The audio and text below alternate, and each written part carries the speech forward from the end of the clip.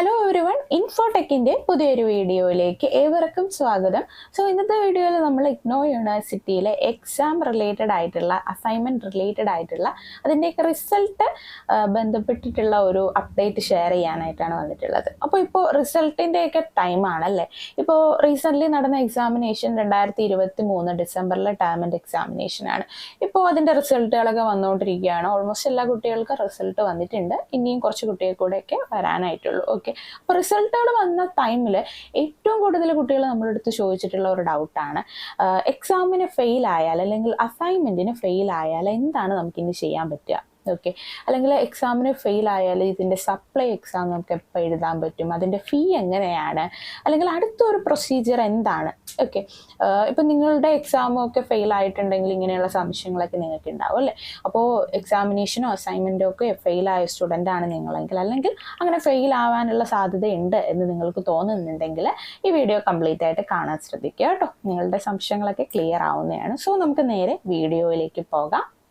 ഇഗ്നോയിൽ ഇപ്പോൾ ഒരു student admission എടുക്കുകയാണെങ്കിൽ ആ കുട്ടി ഈ അസൈൻമെൻറ്റിനും അതുപോലെ തന്നെ എക്സാമിനേഷനും, റിട്ടേൺ എക്സാമിനേഷനോ അല്ലെങ്കിൽ പ്രാക്ടിക്കൽ ഉണ്ടെങ്കിലോ അങ്ങനെയുള്ള ഏത് ടൈപ്പ് എക്സാമിനേഷൻ ഉണ്ടോ അതെല്ലാം കംപ്ലീറ്റ് ആയാലും മാത്രമേ, അതിനെല്ലാം പാസ്സായാലും മാത്രമേ ആ സ്റ്റുഡൻറ്റ് ആ ഒരു കോഴ്സ് സക്സസ്ഫുള്ളി കംപ്ലീറ്റ് ചെയ്തു എന്ന് നമുക്ക് പറയാൻ പറ്റുള്ളൂ. എങ്കിലും മാത്രമേ ആ ഒരു സ്റ്റുഡൻറ്റിന് അതിൻ്റെ സർട്ടിഫിക്കറ്റ് കിട്ടുള്ളൂ. ഓക്കെ, അപ്പോൾ നമ്മൾ എക്സാം എഴുതുന്നതിനോടൊപ്പം തന്നെ പ്രാധാന്യമുള്ള ഒന്നാണ് അസൈൻമെൻറ്റ്. അതെല്ലാം ഇഗ്നോ സ്റ്റുഡൻസിനും അറിയാവുന്ന ഒരു കാര്യമാണല്ലോ. ഓക്കെ, അപ്പോൾ നമ്മൾ രണ്ട് കാര്യങ്ങളാണ് പറയുന്നത്. ഒന്ന് എക്സാം ഫെയിലായിട്ടുള്ള കാര്യവും ഓൾസോ അസൈൻമെൻറ്റ് ഫെയിലായാൽ എന്ത് ചെയ്യാൻ പറ്റും എന്നുള്ള കാര്യം. അപ്പോൾ എക്സാം ഫെയിലായാൽ നമുക്ക് ചെയ്യേണ്ട കാര്യങ്ങൾ കുറച്ച് ഡീറ്റെയിൽ ആയിട്ട് പറയാനുണ്ട്. സോ അത് നമുക്ക് അടുത്ത് പറയാം. ഫസ്റ്റ് നമുക്ക് അസൈൻമെൻറ്റ് ഫെയിൽ ആയാൽ നെക്സ്റ്റ് എന്താണ് ഓപ്ഷൻ എന്ന് പറയാം. ഓക്കെ, അപ്പോൾ നമുക്ക് രണ്ട് ടൈപ്പ് പ്രോഗ്രാംസ് ആണ് ഇഗ്നോയിലുള്ളത്. ഒന്ന് ഓഡിയൽ പ്രോഗ്രാമും ഓൾസോ ഓയിൽ പ്രോഗ്രാംസും. ഇതിൽ ഓയിൽ ഓൺലൈനായിട്ട് പ്രോഗ്രാംസ് എടുത്ത് പഠിക്കുന്ന സ്റ്റുഡൻസിന് LMS പോർട്ടൽ വഴി ഓൺലൈൻ ത്രൂ തന്നെയാണ് അസൈൻമെൻറ്റ്സ് വെക്കേണ്ടത്.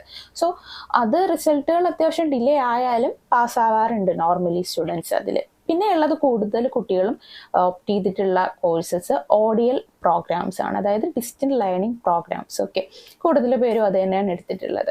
ഇതിൽ നമുക്ക് അസൈൻമെൻറ്റ്സ് പല മെത്തേഡിലൂടെ സബ്മിറ്റ് ചെയ്യാവുന്നതാണ്. ഒന്ന് പോസ്റ്റലായിട്ട് അയക്കാം, അല്ലെങ്കിൽ ഓൺലൈനായിട്ട് അയക്കാം, അല്ലെങ്കിൽ നമുക്ക് ഡയറക്റ്റ്ലി സെൻറ്ററിൽ കൊണ്ടുപോയി സബ്മിറ്റും ചെയ്യാവുന്നതാണ്. ഇതിലും കൂടുതൽ കുട്ടികൾ 90% സ്റ്റുഡൻസും ചൂസ് ചെയ്യുന്നത് നേരിട്ട് കൊണ്ടുപോയി സബ്മിറ്റ് ചെയ്യുന്ന മെത്തേഡാണ്. പക്ഷെ ചില റീജിയണൽ സെൻറ്റേഴ്സ് ഓൺലൈനായിട്ട് അസൈൻമെൻറ്റ് വെക്കേണ്ട ഒരു ഓപ്ഷനും കൊടുക്കുന്നുണ്ട്. മീൻസ് നമ്മൾ പ്രിപ്പയർ ചെയ്ത അസൈൻമെൻറ്റ് PDF ആയിട്ട് പ്രിപ്പയർ ചെയ്ത് റെഡിയാക്കി അവരുടെ ആ ഒരു വെബ്സൈറ്റിൽ നമ്മൾ അപ്ലോഡ് ചെയ്ത് കൊടുക്കണം. ഇങ്ങനെ നമുക്ക് അസൈൻമെൻറ്റ് വെക്കാൻ പറ്റുന്ന ഒരു രീതിയുണ്ട്. ഓക്കെ, ഇതിൽ ഓഡിയൽ എടുത്തിട്ടുള്ള സ്റ്റുഡൻസ് നേരിട്ട് അസൈൻമെൻറ്റ്സ് കൊണ്ട് വയ്ക്കുമ്പോൾ കൂടുതൽ കുട്ടികളും ജയിക്കാറുണ്ട്. അങ്ങനെ ഫെയിലായി എന്ന് പറയുന്നത് വളരെ ചുരുക്കമാണ്. ഇപ്പോൾ ഒരു 100 സ്റ്റുഡൻസ് എടുത്താൽ 5-6 സ്റ്റുഡൻസ് ഒക്കെ ആയിരിക്കാം നേരിട്ട് കൊണ്ടുപോയി സബ്മിറ്റ് ചെയ്തിട്ട് ഫെയിലായി എന്ന് പറഞ്ഞു കേട്ടിട്ടുള്ളൂ. ഞാൻ എത്രയും അങ്ങനെ പറഞ്ഞു കേട്ടിട്ടുള്ളൂ, വളരെ ചുരുക്കം സ്റ്റുഡൻസ്. പക്ഷേ ഓൺലൈനായിട്ട് വെച്ചിട്ടുള്ള ഒരുപാട് കുട്ടികൾ ഇപ്പോൾ ഡിസംബർ എക്സാമിനേഷന്, ഇപ്പോൾ കഴിഞ്ഞ ലേറ്റസ്റ്റ് എക്സാമിനേഷൻ റീസെൻ്റ്ലി കഴിഞ്ഞത് ഡിസംബർ എക്സാമിനേഷൻ ആയിരുന്നു. അതിൽ കൊച്ചിൻ റീജിയണൽ സെൻറ്റർ ഓൺലൈനായിട്ട് അസൈൻമെൻറ്റ് വെക്കാം എന്നുള്ള ഒരു ഓപ്ഷൻ കൊണ്ടുവന്നിട്ടുണ്ടായിരുന്നു. അവരുടെ വെബ്സൈറ്റിൽ കയറിയാൽ ഇപ്പോഴും നമുക്ക് അങ്ങനെ ഒരു ലിങ്ക് കാണാൻ പറ്റും, ഓൺലൈനായിട്ട് വെക്കാൻ പറ്റും എന്നുള്ളത്. അപ്പോൾ അതിൽ ഓൺലൈനായിട്ട് അസൈൻമെൻറ്റ് വെച്ച എനിക്കറിയാവുന്ന എല്ലാ കുട്ടികളും ഒരുമിച്ച് അസൈൻമെൻറ്റിൽ ഫെയിലായിട്ടുണ്ടായിരുന്നു. എം.കോം ആയിക്കോട്ടെ, MBA ആയിക്കോട്ടെ, BCom, അങ്ങനെ ഒരുപാട് പ്രോഗ്രാംസ് എടുത്തിട്ടുള്ള കുട്ടികൾ ഓൺലൈനായിട്ട് കൊച്ചിൻ RCയുടെ അണ്ടറിൽ അസൈൻമെൻറ്റ്സ് വെച്ചിട്ടുണ്ടായിരുന്നു. അതിലെല്ലാ കുട്ടികളും ഫെയിലായിട്ടുണ്ടായിരുന്നു. എനിക്ക് ആരെങ്കിലും ജയിച്ചിട്ടുണ്ടോ എന്ന് അറിയില്ല, പക്ഷെ നമ്മളുടെ ഗ്രൂപ്പുകളിലൊക്കെയുള്ള എനിക്കറിയാവുന്ന എല്ലാ കുട്ടികളും ഈ ഒരു പ്രശ്നം പറഞ്ഞിട്ടുണ്ടായിരുന്നു. പ്രത്യേകിച്ച് ഈ എബ്രോഡൊക്കെ ഉള്ള ആൾക്കാർക്ക് നേരിട്ട് സബ്മിറ്റ് ചെയ്യാൻ പറ്റാത്തതുകൊണ്ട് അവർ കൂടുതലും ഓൺലൈൻ മെത്തേഡായിരുന്നു ചൂസ് ചെയ്തിട്ടുണ്ടായിരുന്നു. സോ അവരെല്ലാം ഇപ്പോൾ ഇങ്ങനെ പറയുന്നുണ്ട്, ഓൺലൈനായിട്ട് വെച്ചുകൊണ്ട് ഫെയിലായി പക്ഷെ കഷ്ടപ്പെട്ട് എഴുതി വെച്ചതാണെന്നുള്ളതൊക്കെ. സോ അങ്ങനെ അസൈൻമെൻറ്റ്സ് ഫെയിലായിട്ടുള്ള കുട്ടികൾ ഉണ്ടെങ്കിൽ, ഓക്കെ, നിങ്ങൾ എത്ര കഷ്ടപ്പെട്ട് എഴുതിയിട്ട് നിങ്ങൾ ഫെയിൽ ആയിട്ടുണ്ടെങ്കിൽ ഇനി നിങ്ങൾക്ക് ചെയ്യാൻ പറ്റുന്ന ഒരു മാർഗ്ഗം എന്താണെന്ന് വെച്ചാൽ, ഒന്നേന്ന് അസൈൻമെൻറ്റ് റെഡിയാക്കുക. ഒന്നേന്ന് അസൈൻമെൻറ്റ് റെഡിയാക്കിയിട്ട് എങ്ങനെയെങ്കിലും നിങ്ങളുടെ സ്റ്റഡി സെൻറ്ററിൽ നേരിട്ട് കൊണ്ടുപോയി സബ്മിറ്റ് ചെയ്യുക. ഇനി നിങ്ങൾക്ക് കൊണ്ടുപോയി കൊടുക്കാനുള്ള സമയം ഇല്ല എങ്കിൽ ഫ്രണ്ട്സിൻ്റെ അടുത്തോ റിലേറ്റീവ്സിൻ്റെ ആരെങ്കിലും അടുത്ത് ഏൽപ്പിച്ചിട്ട് ഒന്ന് ഡയറക്റ്റ് സബ്മിഷൻ ചെയ്യുക. ഡയറക്റ്റ് സബ്മിഷൻ ചെയ്താൽ ഓൾമോസ്റ്റ് എൻ്റെ അറിവിൽ എല്ലാ കുട്ടികളും ജയിക്കാറുണ്ട് കേട്ടോ. പിന്നെ വളരെ റെയർ ആയിട്ട് മാത്രമേ സ്റ്റുഡൻസ് ഫെയിൽ ആവുന്നുള്ളൂ അസൈൻമെന്റിന്റെ കേസിൽ. സോ അസൈൻമെന്റ് ഫെയിൽ ആയിട്ടുണ്ടെങ്കിൽ നെക്സ്റ്റ് വേറെ പ്രൊസീജിയേഴ്സ് ഒന്നുമില്ല. നിങ്ങൾ എക്സ്ട്രാ ഫീ അടയ്ക്കുകയോ അല്ലെങ്കിൽ പ്രത്യേകം എന്തെങ്കിലും രജിസ്റ്റർ ചെയ്യേണ്ട കാര്യങ്ങളൊന്നുമില്ല. ഫെയിൽ ആയിട്ടുണ്ടെങ്കിൽ തൊട്ടടുത്ത സെക്ഷനിൽ, ഇപ്പോൾ ഡിസംബറിലാണ് എക്സാം എങ്കിൽ നെക്സ്റ്റ് എക്സാം വരുന്നത് ജൂണിലായിരിക്കുമല്ലോ. അപ്പോൾ ജൂൺ എക്സാമിനേഷൻ്റെ അസൈൻമെന്റ് സബ്മിഷനൊക്കെ വരുന്നത് ഒരു ഏപ്രിൽ മെയ് ടൈമിലൊക്കെ ആയിരിക്കും. അപ്പോൾ ആ ഒരു എക്സാമിനേഷൻ്റെ മുൻപുള്ള ആ ഒരു അസൈൻമെന്റ് സബ്മിഷൻ ടൈമിൽ നിങ്ങൾ ഫെയിൽ ആയ സബ്ജക്റ്റിൻ്റെ അസൈൻമെന്റ് ഏതാണോ അത് പ്രിപ്പയർ ചെയ്തിട്ട് നേരിട്ട് കൊണ്ടുപോയി സബ്മിറ്റ് ചെയ്യുക കേട്ടോ. എങ്കിൽ അതിന് പാസ്സാവാനുള്ള സാധ്യതകൾ കൂടുതലാണ്. അപ്പോൾ ഇത്രയേ ഉള്ളൂ അസൈൻമെന്റ് ഫെയിൽ ആയാൽ നമുക്ക് ചെയ്യാൻ പറ്റുന്ന ഒരു മാർഗം. ഇനിയാണ് ഏറ്റവും കൂടുതൽ ഡൗട്ടുള്ള ഒരു കാര്യം, എക്സാമിനേഷൻ ഫെയിൽ ആയാൽ എന്താണ് നമുക്ക് ചെയ്യാൻ പറ്റുക എന്ന്. അപ്പോൾ ആദ്യമൊക്കെ ഇഗ്നോയിൽ എക്സാം എഴുതുന്ന കുട്ടികളാണെങ്കിൽ, ഫ്രഷ് അഡ്മിഷനൊക്കെ എടുത്ത് ആദ്യമായിട്ട് ഇഗ്നോയിൽ എക്സാം ഒക്കെ എഴുതാൻ പോകുന്ന പല കുട്ടികളും കോമൺലി ഫെയിൽ ആവാറുണ്ട്. ഇപ്പോൾ ഒരു 5 സബ്ജക്റ്റ് എഴുതിയാൽ 1-2 സബ്ജക്റ്റൊക്കെ ജയിക്കാറുള്ളൂ. ഓക്കെ, ഈ അത്യാവശ്യം ടഫായിട്ടുള്ള സബ്ജക്റ്റുകളൊക്കെ ഫെയിലായി പോകാറുണ്ട്. അപ്പോൾ നമുക്ക് ആദ്യമൊക്കെ ഫെയിൽ ആവുമ്പോൾ നമുക്കൊരു വിഷമമൊക്കെ തോന്നും. ഓക്കെ, ചെറിയ മാർക്കിനൊക്കെയാണ് ഫെയിലായി പോയിട്ടുള്ളതെങ്കിൽ അയ്യോ ഫെയിലായല്ലോ, ഇത്രയും കൂടെ പഠിച്ചിരുന്നെങ്കിൽ ജയിച്ചേനെ എന്നുള്ള ഒരിതൊക്കെ നമുക്ക് തോന്നും, വിഷമമൊക്കെ തോന്നും. പിന്നെ നമുക്ക് പിന്നെയും ഫെയിൽ ആവുകയാണെങ്കിൽ നമുക്ക് കിട്ടി ശീലമാകുമ്പോൾ ആ വിഷമം മാറും. ഓക്കെ, അല്ലെങ്കിൽ നമ്മൾ അതിന് അടുത്ത സൊല്യൂഷൻ എന്താണെന്ന് നോക്കിയിട്ട് ജയിക്കാനുള്ള മാർഗം എന്താണെന്ന് നോക്കി നമ്മൾ പിന്നെ നല്ല രീതിയിൽ പഠിച്ച് എക്സാം എഴുതിയാൽ ജയിക്കുന്നതാണ്. ഓക്കെ, പിന്നെ ഇഗ്നോയുടെ കേസിൽ ഫെയിൽ ആവുന്നതും പാസ്സാവുന്നതും ഒക്കെ ഒരു ലക്ക് എന്നാണ് എനിക്ക് തോന്നുന്നത്. കാരണം ചില സബ്ജക്റ്റുകൾ നമ്മൾ നല്ല രീതിയിൽ കഷ്ടപ്പെട്ട് പഠിച്ചെഴുതിയാൽ പാസ്സായി എന്ന് വരില്ല, ഫെയിൽ ആവാറുണ്ട്. പക്ഷെ നമ്മൾ ചിലത് ഒരു നേരം പോക്ക് പോലെ പോയി എഴുതിയാൽ ജയിക്കുന്ന സബ്ജക്റ്റുകളും ഉണ്ട്. എനിക്കും അങ്ങനെ ഒരു അനുഭവമുണ്ട്. സോ അതുകൊണ്ടാണ് ഞാൻ അങ്ങനെ പറഞ്ഞത്. സോ ഇഗ്നോയുടെ കേസിൽ നമ്മൾ പാസ്സാവുന്നതും ഫെയിൽ ആവുന്നതും ഒക്കെ ഒരു ലക്ക് പോലെയാണ്. ഇഗ്നോയുടെ എക്സാമിനേഷൻ എഴുതി കഴിഞ്ഞ് റിസൾട്ട് വരുമ്പോൾ ഇൻ കേസ് നിങ്ങളുടെ ഏതെങ്കിലും സബ്ജക്റ്റ് നിങ്ങൾ ഫെയിൽ ആയിട്ടുണ്ടെങ്കിൽ പിന്നെ നമുക്ക് ഇവിടെ വേറെ സപ്ലൈ രജിസ്ട്രേഷൻ ഒന്നും ചെയ്യാനില്ല. ഡയറക്റ്റ്ലി ഒന്നെങ്കിൽ നിങ്ങൾക്ക് റിവാലുവേഷന് കൊടുക്കാം, അല്ല എങ്കിൽ ഒന്നേന്ന് പോയി എക്സാം എഴുതാം. ഇതിൽ റിവാലുവേഷൻ്റെ കേസ് നമ്മൾ എടുത്താൽ നിങ്ങൾ ഒരു സബ്ജക്റ്റിൻ്റെ എക്സാം എഴുതിയെന്നിരിക്കട്ടെ, എഴുതി കഴിഞ്ഞിട്ട് അതിൻ്റെ മാർക്ക് വരുമ്പോൾ ഫെയിലായി, ബട്ട് നിങ്ങൾക്കൊരു കോൺഫിഡൻസ് ഉണ്ട്, ഞാനത് നല്ല രീതിയിൽ കഷ്ടപ്പെടുത്താണ് പഠിച്ചെഴുതിയത്, എനിക്കതിൽ നല്ല രീതിയിൽ പാസിംഗ് മാർക്ക് കിട്ടേണ്ട അത്രത്തോളം ഞാൻ എഴുതിയതാണ്, എന്നിട്ടാണ് ഞാൻ ഫെയിൽ ആയത്, ഞാനിത് റിവാലുവേഷന് കൊടുത്താൽ ഞാൻ ഉറപ്പായിട്ടും ജയിക്കും എന്നൊരു കോൺഫിഡൻസ് നിങ്ങൾക്ക് ഉണ്ടെങ്കിൽ ഉറപ്പായിട്ടും ആ ഒരു സബ്ജക്റ്റിന് റിവാലുവേഷൻ കൊടുക്കാവുന്നതാണ്. ഓക്കെ, റിവാലുവേഷൻ കൊടുക്കുമ്പോൾ ശ്രദ്ധിക്കേണ്ട കാര്യം, നിങ്ങളുടെ റിസൾട്ട് വന്ന് ആ ഒരു സബ്ജക്റ്റിന്റെ റിസൾട്ട് വന്ന് 40 ദിവസത്തിനുള്ളിൽ നിങ്ങൾ നിർബന്ധമായിട്ടും ഇഗ്നോയുടെ പോർട്ടൽ വഴി റിവാലുവേഷന് അപ്ലൈ ചെയ്തിരിക്കണം. എങ്കിൽ മാത്രമേ നിങ്ങൾക്ക് റിവാലുവേഷൻ സക്സസ്ഫുള്ളി സബ്മിറ്റ് ചെയ്യാനായിട്ട് പറ്റുള്ളൂ. ഒരു പേപ്പർ റിവാലുവേഷന് കൊടുക്കേണ്ട ഫീ വരുന്നത് 750 രൂപയാണ്. അപ്പോൾ അത് റിവാലുവേഷന് കൊടുത്താൽ പാസ്സാവും, ഞാൻ അത്രത്തോളം എഴുതിയിട്ടുണ്ട് എന്നിട്ടാണ് ഞാൻ ഫെയിൽ ആയതെന്ന് നിങ്ങൾക്ക് തോന്നുന്നുണ്ടെങ്കിൽ മാത്രമേ റിവാലുവേഷന് കൊടുക്കാവൂ. അല്ലെങ്കിൽ നിങ്ങൾ പേ ചെയ്യുന്ന 750 രൂപ പോവുമല്ലോ. സോ അതുകൊണ്ടാണ് ഞാൻ അങ്ങനെ എടുത്തു പറഞ്ഞത്. അങ്ങനെ ഒരു കോൺഫിഡൻസ് ഉണ്ടെങ്കിൽ നിങ്ങൾക്ക് റിവാലുവേഷൻ അപ്ലൈ ചെയ്യാവുന്നതാണ്.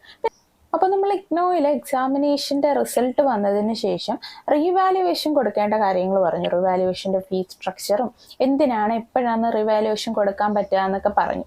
ഇനി റീവാലുവേഷൻ കൊടുക്കാൻ താല്പര്യമില്ലാത്ത സ്റ്റുഡൻസ് ഉണ്ടാവും അല്ലേ, റിസൾട്ട് വന്നു കഴിഞ്ഞിട്ട് ഒന്നേന്ന് എക്സാമിനേഷൻ പോയി എഴുതാൻ പ്ലാൻ ചെയ്യുന്ന ആൾക്കാരുണ്ടാവും. അപ്പോൾ അവർക്ക് വേണ്ടിയുള്ള കാര്യമാണ് ഇനി നമ്മൾ പറയാനായിട്ട് പോകുന്നത്. ഓക്കെ, അപ്പോൾ നമുക്ക് ഇഗ്നോയിൽ സപ്ലൈ എക്സാമിനേഷൻ ഇങ്ങനെയുള്ള കാര്യങ്ങളൊന്നുമില്ല കേട്ടോ. അപ്പോൾ ബാക്കിയുള്ള യൂണിവേഴ്സിറ്റികളിലൊക്കെ നമ്മളിപ്പോൾ ഒരു എക്സാം എഴുതിയില്ല അല്ലെങ്കിൽ ഫെയിൽ ആവുകയോ ചെയ്താൽ സപ്ലൈ എക്സാമിനേഷന് നമ്മൾ സെപ്പറേറ്റ്ലി എക്സ്ട്രാ ഫീ പേ ചെയ്ത് അറ്റൻഡ് ചെയ്യേണ്ടതായിട്ടുണ്ട് അല്ലേ, എക്സാം പോയി എഴുതണം, അങ്ങനെയൊക്കെയാണ് മെത്തേഡ് വരുന്നത്. പക്ഷെ നമ്മളുടെ ഇഗ്നോയിൽ അങ്ങനെ എക്സ്ട്രാ ഫീ ഒന്നും ഒന്നേന്ന് എക്സാം എഴുതുമ്പോൾ ആവശ്യമില്ല. എക്സ്ട്രാ ഫീ ആവശ്യമില്ല എന്ന് പറഞ്ഞാൽ 1 രൂപയോ അടയ്ക്കേണ്ടെന്നല്ല. നോർമലി നമ്മൾ ഫസ്റ്റ് ടൈം എക്സാം അപ്ലൈ ചെയ്യുമ്പോൾ 200 രൂപ പെർ സബ്ജക്റ്റാണ് ഫീ പേ ചെയ്യുന്നത് അല്ലേ. അതേ ഫീ തന്നെയാണ് നമുക്ക് ഒന്നേന്ന് എക്സാം എഴുതണമെങ്കിൽ നമ്മൾ പേ ചെയ്യേണ്ടത്. ഓക്കെ, അപ്പോൾ ഇത് ഞാനൊരു എക്സാമ്പിളോടുകൂടി നിങ്ങൾക്ക് പറഞ്ഞുതരാം. ഇപ്പോൾ ഡിസംബർ 2023 ഒരു സ്റ്റുഡൻറ്റ് 5 സബ്ജക്റ്റിന് എക്സാം എഴുതിയെന്നിരിക്കട്ടെ. അപ്പോൾ എല്ലാവർക്കും അറിയാലോ, ഇഗ്നോയിൽ ഒരു വർഷത്തിൽ 2 തവണയാണ് എക്സാമിനേഷൻ വരുന്നത്. ഒന്ന് ഡിസംബർ മാസത്തിൽ, മറ്റൊന്ന് ജൂൺ മാസത്തിലുമാണ്. അപ്പോൾ ഈ ഒരു സ്റ്റുഡൻറ്റ് ഡിസംബറിലാണ് എക്സാം എഴുതിയത്. എന്നിട്ട് ഈ ഒരു സ്റ്റുഡൻറ്റിൻ്റെ റിസൾട്ട് മാർച്ചിൽ വരികയാണ്. അപ്പോൾ ഓരോ വീക്കായിട്ടാണ് ഇഗ്നോയുടെ റിസൾട്ടുകൾ വരുന്നത്. ഇപ്പോൾ എല്ലാവർക്കും കൂടെ ഒറ്റ ദിവസത്തിൽ വരില്ല, വീക്ക്ലി ആണ് അപ്ഡേറ്റ് ഉണ്ടാവുന്നത്.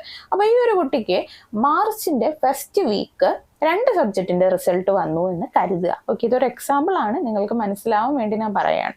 അപ്പോൾ ഈ ഫസ്റ്റ് വീക്കിൽ 2 സബ്ജക്റ്റിൻ്റെ റിസൾട്ട് വന്നപ്പോൾ ആ കുട്ടി നോക്കിയപ്പോൾ 2 സബ്ജക്റ്റും ഫെയിലായി.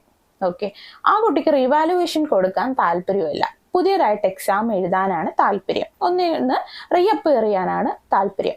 അപ്പോൾ ഈ കുട്ടിക്ക് ആലോചിക്കുകയാണ് ഇനി എപ്പോഴാണ് എക്സാം എഴുതുക എന്ന് ആലോചിക്കുകയാണ്. അപ്പോൾ നമ്മളുടെ ഡിസംബർ എക്സാമിനേഷൻ കഴിഞ്ഞ് ഇനി എപ്പോഴാണ് എക്സാമിനേഷൻ വരുന്നത്? ജൂണിലാണ്. സോ ജൂണിൻ്റെ എക്സാം രജിസ്ട്രേഷൻ ഓപ്പൺ ആയിട്ടുണ്ടോ എന്ന് നോക്കുക. ഓപ്പൺ ആയിട്ടുണ്ടെങ്കിൽ നിങ്ങൾക്ക് ഈ ഫെയിലായ സബ്ജക്റ്റുകൾ ജൂൺ മാസത്തിലേക്കുള്ള എക്സാമിനേഷന് രജിസ്റ്റർ ചെയ്ത് ജൂണിൽ പോയി എഴുതാവുന്നതാണ്. ഓക്കെ, ഇവിടെയാണ് അടുത്ത് നിങ്ങളൊരു കാര്യം ശ്രദ്ധിക്കേണ്ടത്. നമുക്ക് ഒരു സെക്ഷനിലേക്കുള്ള എക്സാമിനേഷൻ, അത് ജൂൺ ആയിക്കോട്ടെ ഡിസംബർ എക്സാമിനേഷൻ ആയിക്കോട്ടെ, ഇതിലേത് ടേമിൻ്റെ എക്സാമിനേഷൻ ആണെങ്കിലും ആ ഒരു സെക്ഷൻ്റെ എക്സാമിനേഷനിലേക്ക് നമുക്ക് ഒറ്റ തവണ മാത്രമേ രജിസ്റ്റർ ചെയ്യാനായിട്ട് പറ്റുള്ളൂ. അതായത് ജൂണിലേക്കുള്ള എക്സാം നിങ്ങൾ ഒരു തവണ അതിൻ്റെ ഫോം ഫില്ല് ചെയ്ത് രജിസ്റ്റർ ചെയ്ത് കഴിഞ്ഞിട്ടുണ്ടെങ്കിൽ പിന്നെ നിങ്ങൾക്ക് ആ ഒരു ജൂൺ മാസത്തിലേക്ക് മറ്റൊരു സബ്ജക്റ്റിൻ്റെ എക്സാം എഴുതാനായിട്ട് സാധിക്കുകയില്ല. കാരണം ഓൾറെഡി നിങ്ങൾ സബ്ജക്റ്റും ഫീയൊക്കെ പേ ചെയ്ത് ആ ഒരു ആപ്ലിക്കേഷൻ സബ്മിറ്റ് ചെയ്ത് കഴിഞ്ഞല്ലോ. ഇനി നിങ്ങൾക്ക് അടുത്ത ആപ്ലിക്കേഷൻ സബ്മിറ്റ് ചെയ്യാൻ പറ്റുന്നത് ജൂൺ കഴിഞ്ഞ് ഡിസംബറിലാണ്. ഓക്കെ, അപ്പോൾ ഈ സ്റ്റുഡൻറ്റ് നമ്മളെ എക്സാമ്പിളിലൂടെയാണ് പൊയ്ക്കൊണ്ടിരുന്നത് അല്ലേ. അപ്പോൾ ഈ ഒരു സ്റ്റുഡൻറ്റ് 2 സബ്ജക്റ്റിനുള്ള എക്സാം രജിസ്റ്റർ ചെയ്തു. അത് കഴിഞ്ഞ് ഈ സ്റ്റുഡൻറ്റ് ഇങ്ങനെ വെയിറ്റ് ചെയ്യാണ്. ഫസ്റ്റ് വീക്കാണ് ഈ സപ്ലൈ വന്നിട്ട് ഫെയിലായിട്ട് ഒന്നേന്ന് രജിസ്റ്റർ ചെയ്തത്. അത് കഴിഞ്ഞ് സെക്കൻഡ് വീക്കായി, തേർഡ് വീക്കായപ്പോൾ ആ കുട്ടിയുടെ ബാക്കി ബാലൻസ് ഉള്ള 3 സബ്ജക്റ്റിൻ്റെ റിസൾട്ട് കൂടെ വന്നെന്ന് കരുതുക. ഈ 3 സബ്ജക്റ്റ് നോക്കിയപ്പോൾ അതിൽ ഒരെണ്ണം ഫെയിലായിപ്പോയി, 2 പാസ്സായി. ഓക്കെ, 2 പാസ്സായി എന്ന് കരുതി ആ കുട്ടി ആശ്വസിക്കുകയാണ്. ബട്ട് എഗെയിൻ അവിടെ ഒരു സബ്ജക്റ്റ് കൂടെ ഫെയിലായിരിക്കുകയാണ്. അപ്പോൾ ഈ സ്റ്റുഡൻറ്റിന് ആ ഒരു ജൂൺ എക്സാമിന് ഇത് എഴുതാനായിട്ട് പറ്റുമോ? ഒരിക്കലും പറ്റില്ല. എന്താണ് കാരണം? ഓൾറെഡി 2 സബ്ജക്റ്റിന് ആ ജൂണിലേക്ക് ആ കുട്ടി രജിസ്റ്റർ ചെയ്ത് കഴിഞ്ഞു. അപ്പോൾ ഈ കുട്ടിക്ക് ഇപ്പോൾ ഫെയിലായ ഈ ഒരു ഒറ്റ സബ്ജക്റ്റ്, ഈ തേർഡ് വീക്ക് റിസൾട്ട് വന്ന ഈ സബ്ജക്റ്റിൻ്റെ എപ്പോഴാണ് എഴുതാൻ പറ്റുന്നത്? ജൂണിൽ ഓൾറെഡി രജിസ്റ്റർ ചെയ്ത് കഴിഞ്ഞുകൊണ്ട് തന്നെ ഇനി ഡിസംബറിലാണ് ആ കുട്ടിക്ക് എഴുതാനായിട്ട് പറ്റുന്നത്. ഓക്കെ, ഇങ്ങനെയാണ് നിങ്ങൾക്ക് ഈ ഒരു സപ്ലൈ എക്സാം അല്ലെങ്കിൽ ഈ എക്സാമിന് ഒന്നുകൂടെ രജിസ്റ്റർ ചെയ്ത് അപ്ലൈ ചെയ്യാനായിട്ട് പറ്റുന്ന പ്രൊസീജിയർ. സോ ഇഗ്നോയുടെ എക്സാം നിങ്ങൾ ഫെയിൽ ആയിട്ടുണ്ടെങ്കിൽ, ഏതെങ്കിലും സബ്ജക്റ്റിൻ്റെ റിസൾട്ടിൽ നിങ്ങൾ ഫെയിൽ ആയിട്ടുണ്ടെങ്കിൽ ഒന്നെങ്കിൽ നിങ്ങൾക്കത് റിവാലുവേഷൻ അപ്ലൈ ചെയ്യാവുന്നതാണ് 40 ഡേയ്സിനുള്ളിൽ. അല്ലെങ്കിൽ തൊട്ടടുത്ത എക്സാമിനേഷൻ എപ്പോഴാണെന്ന് നോക്കുക, അടുത്തിനി എപ്പോഴാണ് എക്സാം നടക്കുന്നതെന്ന് നോക്കുക, അതിലേക്ക് ഒന്നുകൂടെ എക്സാം രജിസ്റ്റർ ചെയ്യുക. 200 രൂപ പേ ചെയ്ത് ഒന്നുകൂടെ രജിസ്റ്റർ ചെയ്തിട്ട് പോയി എക്സാം എഴുതുക കേട്ടോ. അപ്പോൾ മാക്സിമം 2ാമത്തെ തവണയൊക്കെ നിങ്ങൾ എക്സാം എഴുതുമ്പോൾ അത്യാവശ്യം പഠിച്ചിട്ട് തന്നെ പോയി എക്സാം എഴുതാൻ നോക്കുക കേട്ടോ.